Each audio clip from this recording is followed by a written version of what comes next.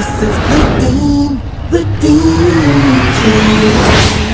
Bismillah, alhamdulillah, peace be with you. Those are greetings of peace, the best greetings, and we are greeting you with it. And our next guest from punk rock. I'm talking about, that's that stuff that you get a guitar and you bob your head and you just, lose your mind. This guy went from punk rock to this way of life that brings peace, happiness, contentment. You're living the purpose of life. You know why you're here. You know when you're going, when you die. We're going to hear his story here on The Deen Show, so don't go nowhere.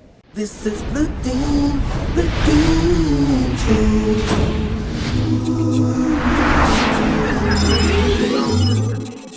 This is the Deen Show. This is the Deen Show. This is the Deen Show. This is the Deen Show. Assalamu alaikum. Wa alaikum assalam wa rahmatullah. Greetings of peace. Jazakallah khair. How are you? Thank you very much for. I know it's your interview, but I'm asking you, how are you? Alhamdulillah, praise to the creator of the heavens and the earth. I tell the people, you won't find a group of people who are more ecstatic about praising God. Isn't it? You ask a Muslim, he can have the worst day in his life. He's like, Alhamdulillah. Exactly. All praise to the creator. Exactly. Is that right? That's absolutely true. Amen. Alhamdulillah. Alhamdulillah. Alhamdulillah. So you have a very interesting story, sad. I do actually. You graduated from Medina? I recently graduated about a year ago. Graduated from the University of Medina. Yes. Yeah. Now I know we don't go into, we dread a lot of the things from our past, but a lot of times we speak about it to relate to the people. So we can say, look, I've been there, done that. That doesn't bring happiness. It brings misery. Yeah. Used to be in a punk rock band, used to love music. Did you wake up to it? Yeah, I think I did. Slept to it? Yeah, definitely slept to it. That was like the Shaitan's Quran, right? Definitely. Talk to us about it. What happened? Okay, before I tell you Go anything, ahead. I've actually never really told this story publicly. So if you're watching this, you're the first time. It's the first time I'm telling it publicly. Only on the Deen Show, so you're getting it here. Only on the Deen Show. Allahu Akbar. Okay, so basically my story, it's very similar to a lot of kids who grew up in America, went to public school. In high school, basically, just forward to high school, I started a band. It's a punk rock band, like punk rock music. You were the lead singer. I was I don't know if you'd call it singing, punk rock, so it's not really singing. But yeah, I did lead vocals. Guitar? No, not really. Okay. Just lead vocals. Did lead vocals. My band was, was pretty political, so I kind of, in the back of my mind, I felt like I was doing something good, because it was political and I spoke about real issues and stuff like that, as opposed to like pop music and stuff like that. For me, it was like, I'm speaking about political issues, people who are oppressed and stuff like that. So I felt like I'm doing something good. So yeah, that's where it started. I was in a punk rock band. It lasted throughout high school. When I went to college, that's when things began to change for me. When I went to college, I had a couple experiences in my life. People started asking me, my brother started asking me about life, and it's the first time I actually began to question what my life was about. So I began thinking about the purpose of my life, what it's all for, and it's actually one experience I had. How old were you at this time? This was at the beginning of college, so I'd say about 18. You were 18? 17, 18, around that age. It's been a while, so. Now at 18, you're thinking about purpose of life. Yeah, so the thing with me was I would write lyrics for the band. I thought of myself as somebody who was spiritual to begin with. I try to think deeper because, if you're a poet or a lyricist, you tend to think deeply about stuff. So even when writing lyrics and stuff like that, I tried to stay away from the cliches and, write about real issues. So I kind of had that spiritual side, but I never took it all the way where I actually asked myself, like, what's the purpose of my life? And it's only when people started to ask me and question me, Muslims making da'wah to me. By the way, I don't even really consider myself Muslim before I started practicing Islam because I didn't pray. I never really even thought about God, so I'm not even sure if I really believed in God. Did your parents bring you up as a Muslim? I was brought up as a Muslim. I was in a Muslim household, but the way my parents were, they never really forced religion upon us. Were they practicing praying 5 times a day? Or was it more cultural? It was more cultural. Nobody was really that practicing. The first person to start practicing Islam was actually my brother. And the rituals that they did, how a lot of times, Muslims will come out, they don't even know what they're saying, they don't even know the meaning behind it. It was more kind of like that. It was actually like that. I would say Assalamu alaikum, I would say inshallah. I don't You even know what that meant? I don't even know if I said inshallah, to be honest. Yeah. Now that I think about it, you know, it's just something you say. This is very common, isn't it? Yeah, it is pretty common. It is pretty common. I remember I'd pray on Eid, pray Jummah, maybe sometimes. Ramadan Muslim? Yeah, Ramadan you'd fast, but you kind of like just something you do, right? Yeah. Like you don't know really why you're doing it, but it's just, I think most people think it's part of their culture. You know, it's part of your culture, it's just something you do. So that's how it was for me. I just didn't really even think about it. It wasn't like, you know, I didn't want to be Muslim or anything like that. I didn't think about it. I didn't care. You know, just too busy in trying to get the most out of this life. And that's what really caught me, is when people started asking me, or my brother actually, he's the first person who started practicing in my house, and he'd ask me these deep questions that I really needed to think about. Like what? What were these deep questions? Like, for example, what's going to happen after you die? Right? And the average person doesn't think about death. And I remember till now, I was making da'wah to, this is after I started practicing, a friend of mine from before I started practicing, and I asked him, I said, do you think about death? Like, what's going to happen? I asked him the same question. What's going to happen after you die? He's like, listen, don't talk about death. That's too morbid. Like, I don't want to think about that stuff. I just want to enjoy life and have fun. And that's how I was too. You know, I was like, listen, I still remember people ask me, I'd be like, listen, I just want to do my thing. You know, I just want to have fun, enjoy life. You're ruining the hype now. Yeah, exactly. And the problem was, at that point, I did believe that this life did contain everything. Right? And it's only when I came to the realization that this life does not contain anything. And that for me happened at a particular moment.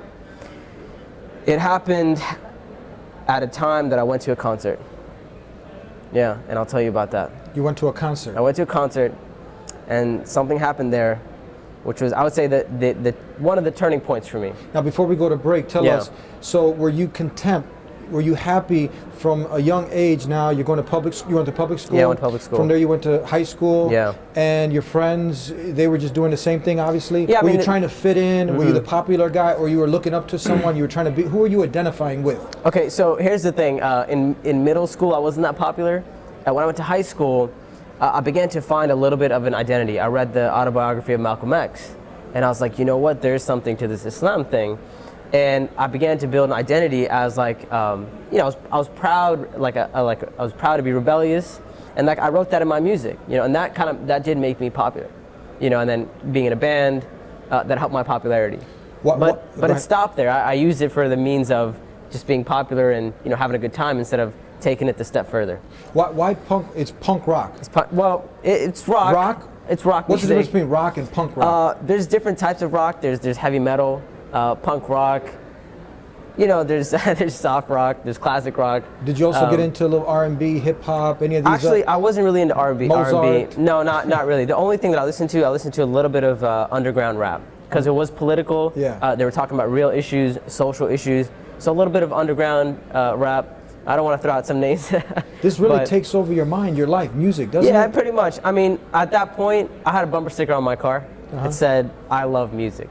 Right, so basically I wanted people to know that if you don't know me, the one thing you can know about me is that I love music. It becomes like a way of a religion. It really is. You know, the celebrities, they're the people that you're mimicking. You want to be like. And it's like, I remember the people that I used to look up to, like the person that I wanted to be were people who were celebrities. You know, people who, celebrities in terms of music, they were musicians and they were rock stars or punk rock stars. Okay, we got more to talk about here on the Deen Show. The concert. Yeah, I got to tell you about the concert. We got to talk about some of these celebrities here on the Deen Show, from punk rock to true purpose in life. We'll be right back. And it's simple to understand. I wouldn't know what the sky looked like, what the trees looked like.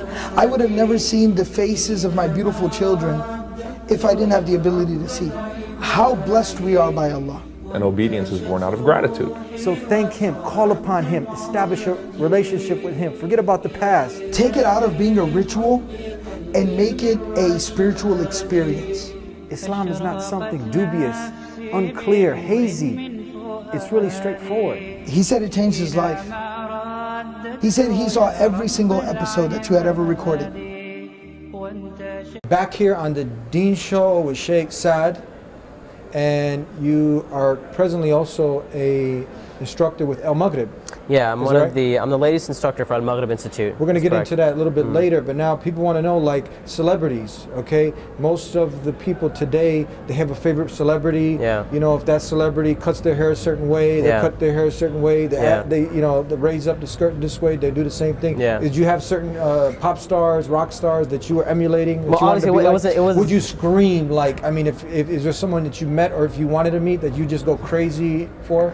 I mean, I wasn't into pop stars, It's obviously. ridiculous now that we No, look no, at it's, it. it's not like I wasn't into pop stars. I wouldn't scream stuff like that. Aerosmith. I don't know if you saw, if you met Aerosmith, Bon Jovi. That was before my day. Oh. That was before my day. Hey, we get old. Who were the guys at that time? I'll tell you about one of my favorite bands, and like I said, this is exclusively for you. I haven't really told anyone about this. Rage Against the Machine. I don't know. You probably I heard have you heard of them? yeah. Rage Against the Machine. Rage Against the Machine. They're one of my favorite bands because they were political. They talked about real issues, and I felt like this is the type of music that can make a difference. You know, so I felt like there was substance to it. I didn't like pop music because I felt like there's no substance to Yeah. it. Right? So I enjoyed punk rock, and you know, a lot of punk rock bands, even rock bands, they do talk about political, social issues. Yeah. Rage Against the Machine was one of those bands. And yeah, I did look up to them. Yeah. You know, the lead singer, I would say, was one of the people that I really looked up to. Yeah. Now, Yeah. now you were there. You've been there, done that. Now you're at this concert. Yeah, What happened at the basically, concert? this is, I would say, one of the turning points in my life. Because people ask me, like, was there one moment that really stands out? This is the moment, I would say, although it did take time, but this was the one moment that really stood out. I went to a concert, and at this concert, I remember till this day, there was floor seating, and there was, like, balcony seating in the back. So people on the balcony, they could look down on the crowd and the band. And I was sitting on the floor seating, the ground seating, and the band came on, everybody started playing, the band started playing, everybody was having fun, everybody's having a good time. And I just paused for a moment, and I have this feeling, and I don't want to say it's an outer body experience, right? I just want to say that I could feel like, it's almost like I could look down upon what's happening. I could look down on the situation. So it's almost like I was sitting up on the balcony. I'm sitting on the balcony, and I look down, and I see myself, I see everyone there, everyone just like dancing, rocking out to the music. And I'm like, is this it? Like, is this my life? Like, is that the purpose of my life, is just to try to maximize my fun? Now people here are the scene. If we can paint the picture, the visual, people are Yeah. just bobbing their heads from side to side. it's drugs, more- they're like drunk. Yeah, people are drunk at these concerts. Just like zombies now. It's like zombies. People, yeah, people. That's the other thing. And now you're actually Yeah. having an epiphany now. You're having Yeah. your moment. You're just Yeah. like, it was a moment of clarity. Uh-huh. Is that one moment of clarity that I had where through all this all this chaos, this yeah. chaos, Yeah. you're thinking serious. yeah, it became serious at that moment. I could look down and I could see it, and that really affected me to the point where my friend sitting next to me, she says to me, she? Yeah, it was a she. Was she trying to pass you something? No, she wasn't passing me anything. Okay. She wasn't passing me anything. But she says to me, she noticed, she said, is everything okay? Like she saw, I mean, the color of my face changed, Yes. like obviously it affected me. And I was like, yeah, I'm fine. And I was like, listen, I gotta go. Like I can't be here right now. Like I know this is not good for me. I left, got in my car and I drove that night. Remember, I drove for hours just thinking about life. And one of the things I asked myself was, where am I headed? So I plotted out my life and I said, let's say everything in my life goes as planned, right? Which never happens anyway, right? Like, you don't always get what you want, but I said, let's say best case scenario, I get what I want. My band, we get a record deal, which, I mean, bands don't really get record deals. It's really, really rare that a band gets a record deal. But that was your dream. Yeah, that's the dream, right? So I was like, my band gets a record deal, we get signed, we tour, become rich and famous, right? I spend my life doing what I like doing music, playing music. And then I'm like, I fast forward, I'm like, okay, let me fast forward a couple years, 5 years, 10 years, 20 years, 30 years. Then I'm like, then what? Right? And then I'm like, okay, now I'm sitting on my deathbed. Then what? What did I just spend my life doing? Right? There's got to be more to life than this fun, right? And then the other thing, I Are was you like, still 18 now, or are you 19? I'm a little bit older A little at this older, point. okay. Yeah, it's been a year or two after that. You're young. Yeah, I You're am young, and that's, I was pretty mature for my age. Like I said, I did write and I wrote poetry. I wrote lyrics for the band. So I did think about these type of things. So at that time, I thought to myself, I said, even this life, even the life that I'm chasing, I know it's not perfect, because I've been to concerts, I've been to parties, I've had the fun that you can have, and it wasn't fulfilling, right? So I was like, if I spend my whole life doing this, it's not going to all of a sudden become fulfilling, right? So that I look back at my life and I'm like, is that a wasted life? And it seemed like a wasted life. And I said, you know what? I need to figure out what my life is really about, because it's definitely not this. It's definitely not chasing this life and just trying to have fun. That can't be the purpose of my life. And that's where I started my journey. Now the journey begins. Yeah, the journey began at that time. The serious journey. That's when I became serious. That's when I was like, you know what? I know happiness does not lie in chasing the dunya. That much I had figured out at that point. So what happens from here?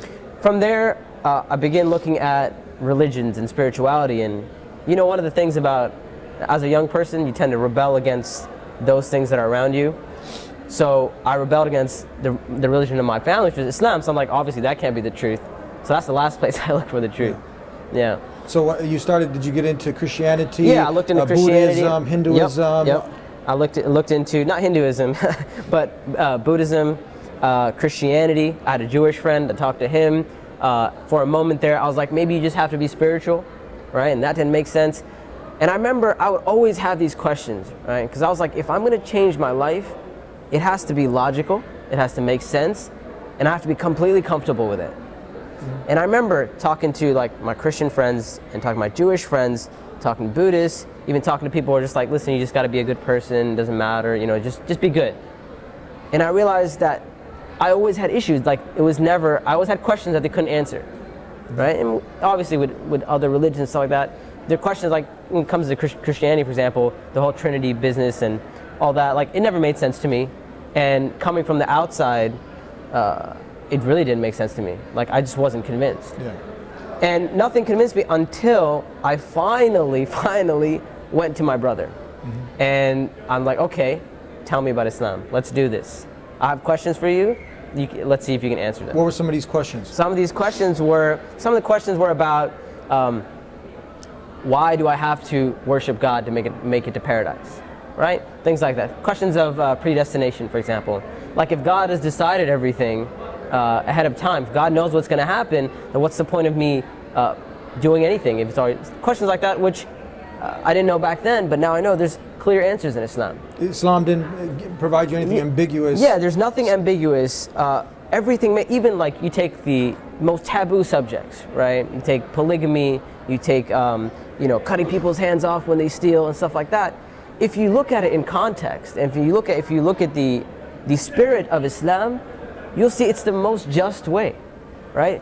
And that is, at that point when those questions were answered for me, there came a point where I was like, I don't have any more questions. Was everything explained to an understanding now that, look, a young adult such as yourself, yeah, it was clear, it was lucid, purpose of life, the purpose of life, where you going when you die, yeah, what you need to be doing here. Yeah. Everything was explained, and the evidence, because look, many people say, look, exactly, religion is a personal choice. You just have that faith. You just got to believe. You just got to believe. Was it one of those? It wasn't. That's what I heard from other religions. And when it came to Islam, my brother didn't tell me, or even the other people that I was talking to, they didn't tell me, listen, I can't explain this to you. You just got to believe, because that's a no-no for me. At that point, I'm like, peace out. I don't have nothing to do with this, right? When it came to Islam, they would answer my questions, and they would explain it to me, and it would make sense.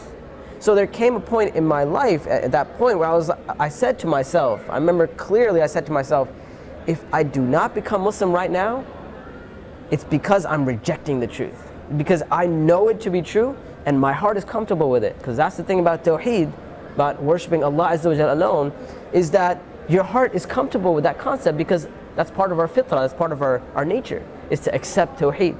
So at that moment, I realized that my heart accepts this. It's pure.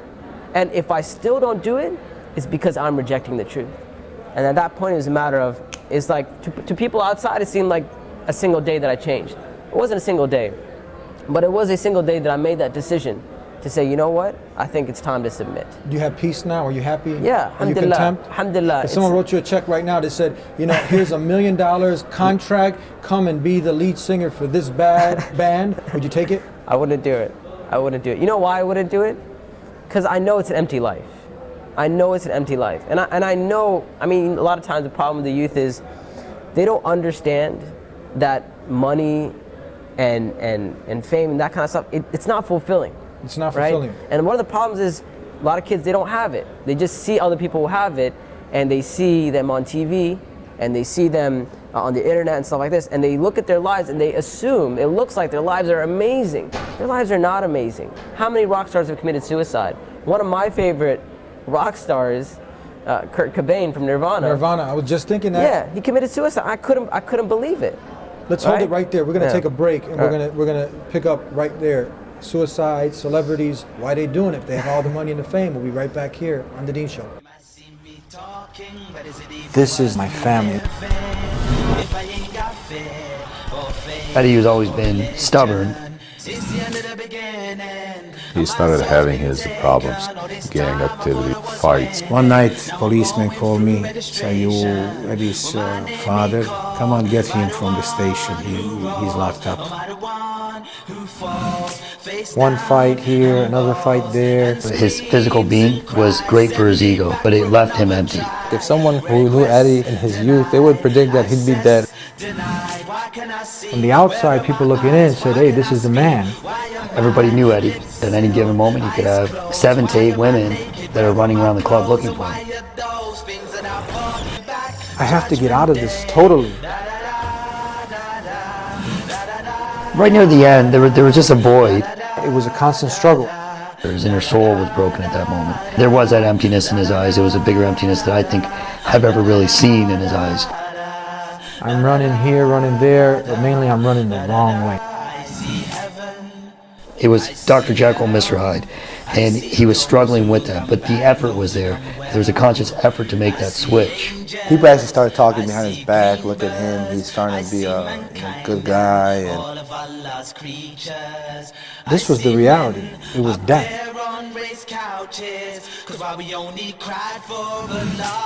Eddie's concept was he wanted to start showing Islam and spread it to the non-Muslims.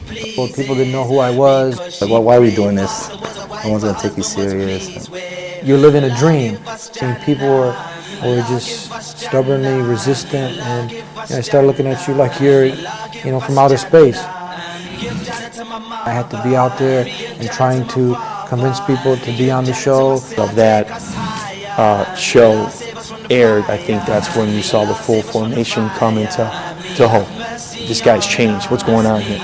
He's a machine, To see someone change, to see their character changes, to see positive changes in their life, it's a sign of God.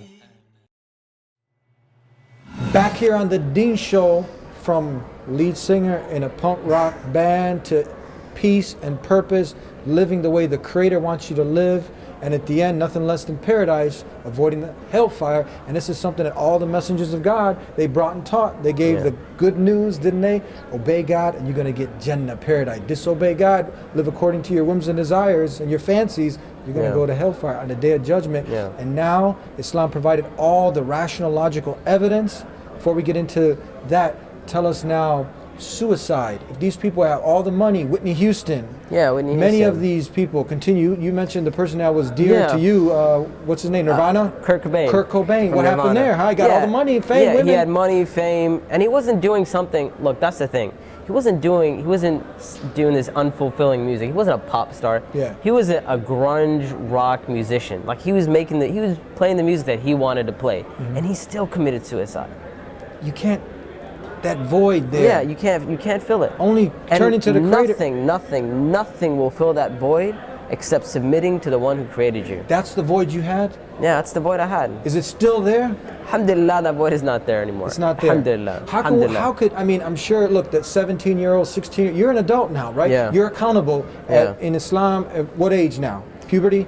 Yeah. You're an adult. You have to make these decisions. So for those young adults that are out there and their minds are warped with music. They wake up to it. They go to sleep to it. Marijuana, drugs, drinking, fitting in. They can relate now. You speak the language of the times. You're living that. What advice do you have for them? Look, one of the things that I often talk about is being real and opening your eyes and thinking about the big questions. And that's one of the issues, I think, with being young. We tend to ignore the big questions, right? We don't want to think about death. We don't want to think about the fact that this may be our last moment to live. I may not make it home today. This may be my last interview, right? This may be your last interview. That's the reality of life.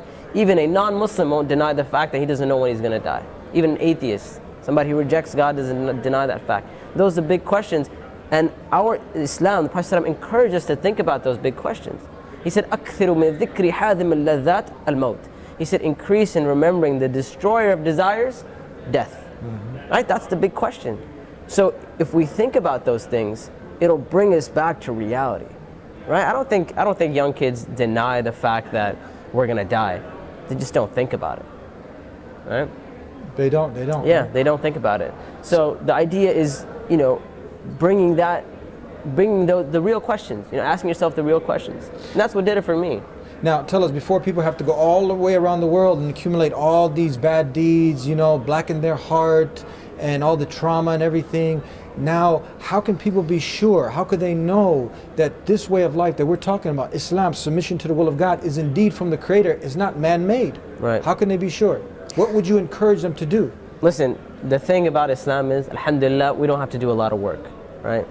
Tawheed is such a simple concept. How would you translate that? Pure monotheism? I would translate Tawheed as worshiping the one who created you and gave you life and can take your life away. Beautiful. Simple as that. Because He is the one who created us. He gave us life. He gives us sustenance. He provides for us. He's in charge of all affairs. He is the only one who deserves our worship and our devotion. That is Tawheed right there. It's so simple. Nothing in create, not Jesus, exactly. not Muhammad, not praying to them. Of course. They were messengers of God. Of course, and that's one thing, subhanAllah, I remember now when thinking about Christianity and Islam and those things, I was like, my fitrah told me, I said, why Jesus? Like, why do I have to go through somebody to get to God? Right? If God cares, if He's the one who created me, why do I need people? Why do I need intercessors? Right? And it's unfortunate that in this day and age we have Muslims that go to intercessors. Right? Yeah. When we have, alhamdulillah, we have a pure religion. No intercessors. No intercessors. No middleman, no secretary. Exactly. Only God. Only Allah Azza wa Jalla. And this is a power that a Muslim has to have a connection with their Lord. Right? Alhamdulillah, a Muslim knows this. And this is why when we go into sajda, we know we're close to Allah Azza wa Jalla, and we call out sincerely to Allah Azza wa Jalla. So before we cut out, can we say that's the start? Right now, you're at home watching this, and you know there's a voice. Start asking the Creator alone for guidance. Exactly. That's one of the things I did actually. I sincerely, I said, God, if you're out there, guide me. Guide me. Just guide me. And it wasn't a matter of anything. I just purely wanted to, I had that voice, I was like, just show me what the truth is. And if you put down those barriers, right? I don't care what your religion is, you're Jew or Christian, atheist, if you're a Muslim who doesn't practice, you put down all your preconceived notions, all your barriers, you put them down, and you sincerely make dua to Allah, to God, and say, oh God, guide me to the truth, Allah will never leave you hanging. He'll facilitate a way. He will make a way. Simple as that. Yeah. We're out of time. Tell us, you have a special class that you hold? Yeah, I'm teaching a class for Al-Maghrib. It's called the Fiqh of Chilling. It's basically the Islamic perspective on entertainment and recreation. Okay, the point of this class is to find that balance in your life, because obviously as Muslims we submit to Allah Azza wa Jal. Our goal is the hereafter. At the same time, we don't abandon the dunya altogether, right? As Muslims, our goal is to lead a balanced life, and in that balance we find comfort, right? We're a religion which is away from extremism, right? Extremism meaning going too far or not going far enough or not doing anything at all. So for example, somebody who showers 20 times a day, that's extreme because he showers too much. Somebody doesn't shower at all, that's the other extreme. Mm-hmm. The balance is in the middle. So the point of this class is to find that balance in your life in terms of entertainment and recreation, so you lead a fulfilled life. At the same time, you don't feel like, oh, I'm Muslim, so everything's haram now. Yeah. You know, to find that balance in your life. People can look you up at where? Yeah, I'm on Facebook, Saad Taslim. I'm on Twitter, @Saad Taslim. Look me up, and yeah. May God Almighty, the Creator of the heavens and the earth, in Arabic we say Allah. Jesus said Allah, that's the one God. May He reward you. Thank you. May keep you steadfast. Jazakallah See you next time. Inshallah. Assalamu alaikum. Alaikum salam. And there you have it, another person's story who was living this life the wrong way. And then he came to the right way, which was based on proof and evidences, filling the void that was in his heart that was missing. It was missing, and Islam provided him with that peace, that contentment, that satisfaction. Jesus brought Islam. Moses brought Islam. Muhammad, the last and final messenger, he brought Islam. Submission to the will of God, not to your fancies, your desires, not worshiping a man, a monkey, an elephant, nothing in creation, but worshiping the one creator. And we have the living miracle today, the verbatim word of God, the Quran. You can pick it up for free, 1-800-662-ISLAM, and start asking. Start asking, because you know money can't buy happiness. Nothing in this world can fill that void except you turning to the Creator and Him guiding you. So ask for the guidance. Ask for the guidance. And when you get it, you will see that your whole life will turn around and you'll truly be happy. You truly have success. And at the end, when you die, you'll have paradise. That's right. And you'll avoid the hellfire. We'll see you next time. Peace be unto you.